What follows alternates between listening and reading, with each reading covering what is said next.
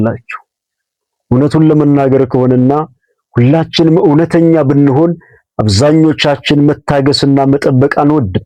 ወይም ደግሞ አየር ሁኔታ ወይም ነገሮች እንዲቀየሩና እንዲሻሻሉ ስንጠብቅ ያ መጠበቅ በጣም የሚያበሳጭ ሊሆን ይችላል።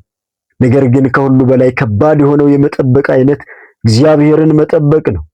እግዚአብሔር በሕይወታችሁ ውስጥ ነገሮች እንዲሻሻሉ እንዲቀየሩና እንዲገለበጡ ስትፈልጉ እንድትጠብቁ ሲያደርጋችሁና ምንም ነገር በማይከሰትበት ጊዜ ሆኖም ግን በመጽሐፍ ቅዱስ ውስጥ ደጋግሞ የተነገረን እግዚአብሔርን ተስፋ አድርጉ ወይም ጠብቁት ተብሎ ነው።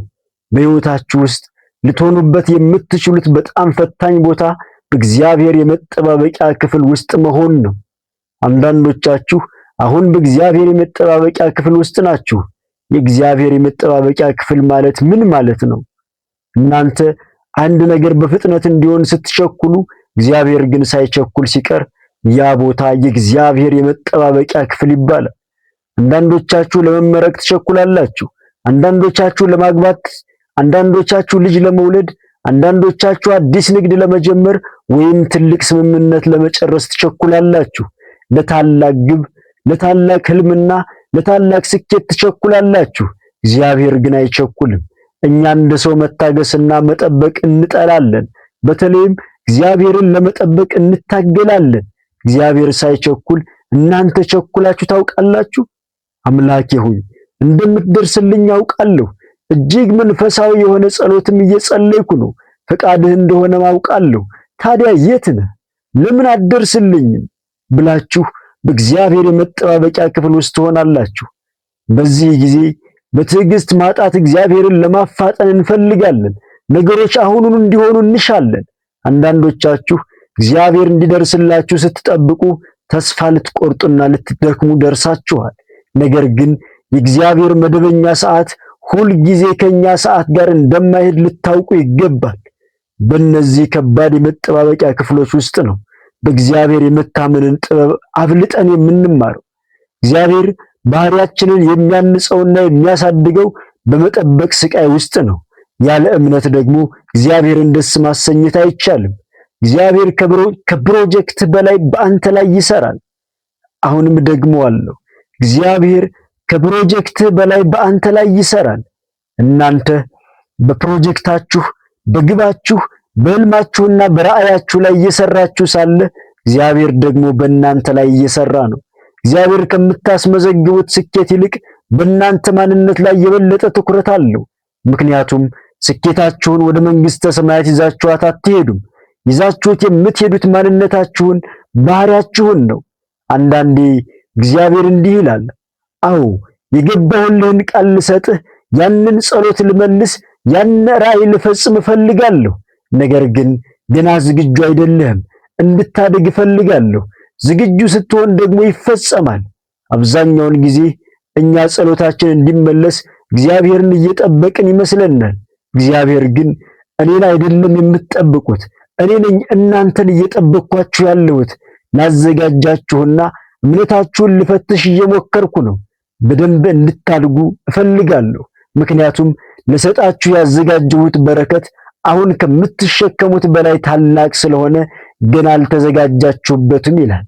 በሕይወት ውስጥ ልትማሩት የሚገባው ሌላው ነገር ዘግየት ማለት አይሆንም ማለት አይደለም።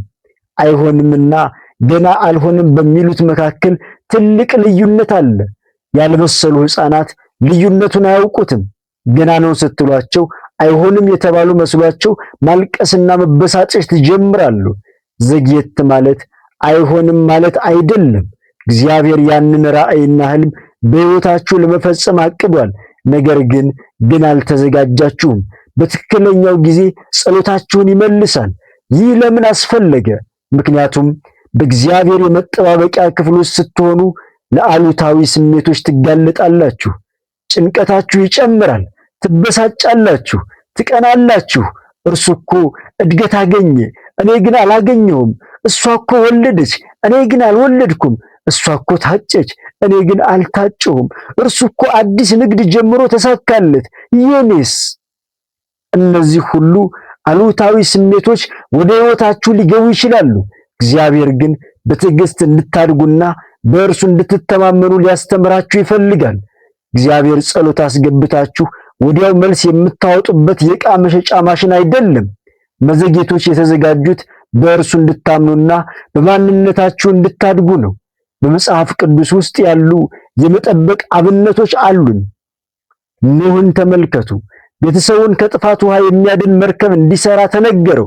ነገር ግን ዝናብ ሳይጥል 120 ዓመታት አለፉ። አብርሃም የታላቅ ሕዝብ አባት እንደሚሆን ተነገረው። ነገር ግን የመጀመሪያ ልጁን የወለደው በ99 ዓመቱ ነበር። ሙሴ ሕዝቡን ከ450 ዓመታት ባርነት እንደሚያወጣ ተነገረው። እግዚአብሔር ግን ሙሴን ለ40 ዓመታት በበረሃ እንዲጠብቅ አደረገው። ዮሴፍ ቤተሰቡን ከራብ የሚያድል ታላቅ መሪ እንደሚሆን ሕልም አየ። ነገር ግን በባርነት ተሸጠ፣ በሐሰት ተከሰሰ፣ እስር ቤት ወደቀ። በመጨረሻ ግን እግዚአብሔር ከእስር ቤት አውጥቶ የግብፅ ሁለተኛ መሪ አደረገው። ንጉሥ ዳዊት ንጉሥ እንዲሆን ከተቀባ በኋላ ንጉሥ ለመሆን ዓመታትን ጠበቀ።